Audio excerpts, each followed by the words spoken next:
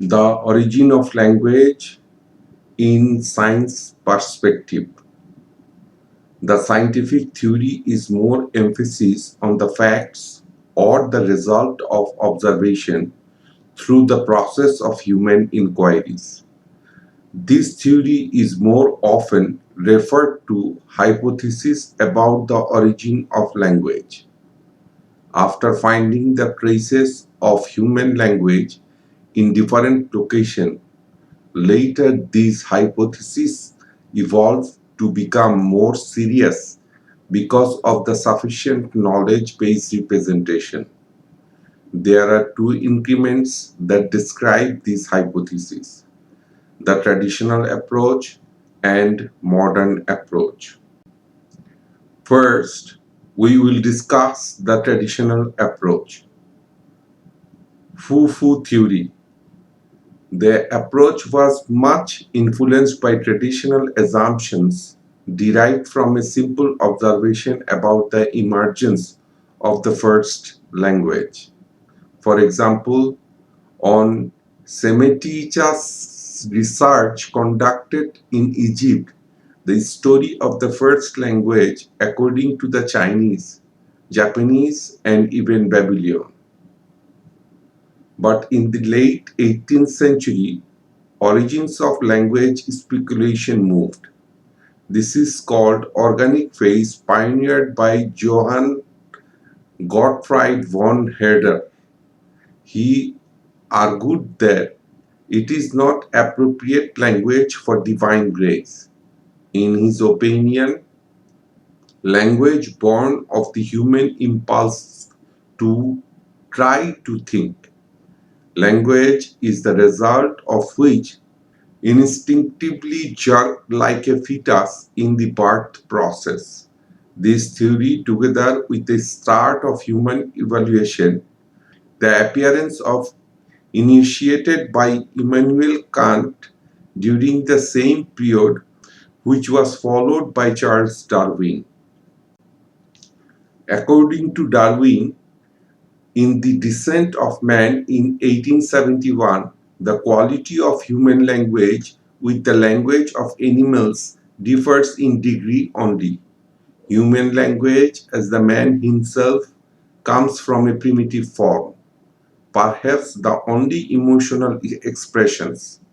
For example, feelings of annoyance or disgust born to remove the air from the nose and mouth, heard as poo or fish. This theory is called the foo theory. There is a great contradiction between the modern theory of Mr. Noam Chomsky and Mr. Charles Darwin.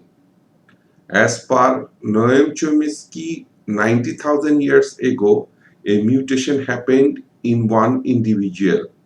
He did not mark that individual as Adam, he called Prometheus for some reason, and from there it spreaded to all other people and eventually created all the language of the world. But Mr. Charles Darwin argued that laying any complex organ like language is like the liver or like the heart or the brain must have evolved through successive numerous time in slight modifications, and if anybody could find an exception to that, then it would destroy his theory of evolution. But Mr. Noam Chomsky's theory then might be that one case, and if Mr. Chomsky is right, then evolutionary theory would be destroyed in Darwin's own terms. Ding dong theory. After that, Mark Muller introducing ding dong theory called nativistic theory.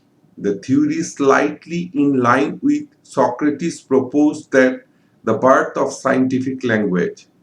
According to this theory, humans have a special instinct ability to issue an expression of speech for each impression as a stimulus from the outside.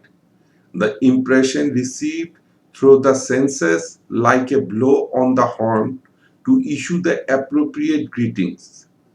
approximately 400 basic sounds that make up the first language. As the primitives used to see a wolf, this view of the horn vibrating in him so instinctively spoken the word oof, which became wolf later. Unfortunately, Mr. Muller on his own theory was rejected at the end. Yapi-Ho theory. Another theory is called Yapi-Ho theory. This theory concludes that the primitive language used to work together. We are also experiencing similar work. For example, when we lifted the wood together, spontaneously out certain words because the pressure impulse muscles. Similarly, primitive people earlier times when work was, the vocal cords vibrate so they born on special remarks for each action. Utterance where then become a name for the job as heavy for lifting, rest for silent, and so on. Bo-o or onomatopoeic theory.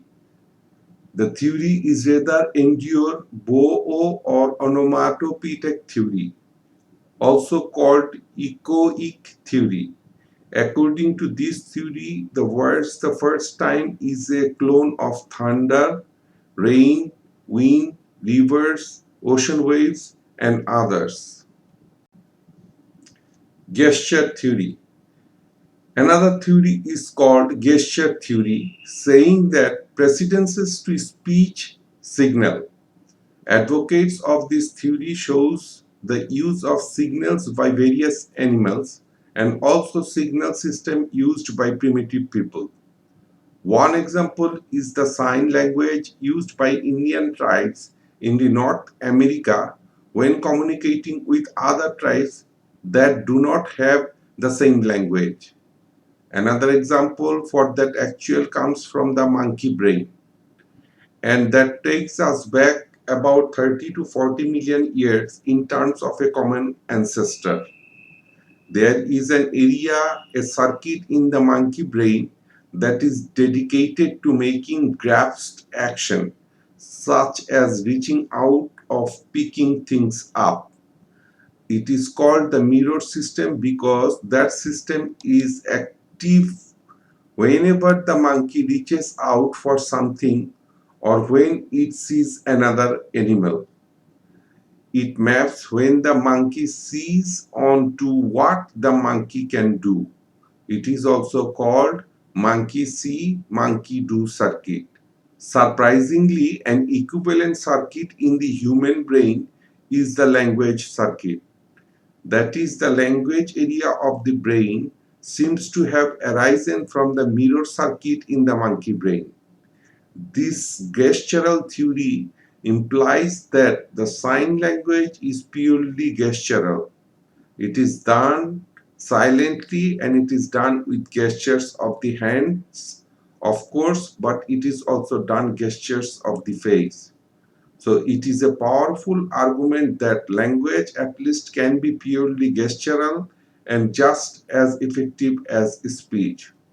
We all know now that the sign language is linguistically sophisticated. It uses the same brain area that spoken language does.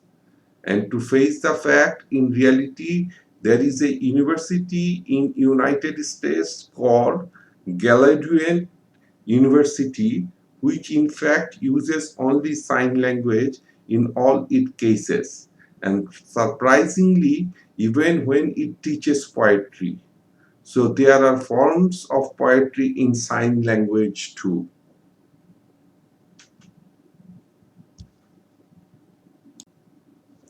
What happened between us and apes?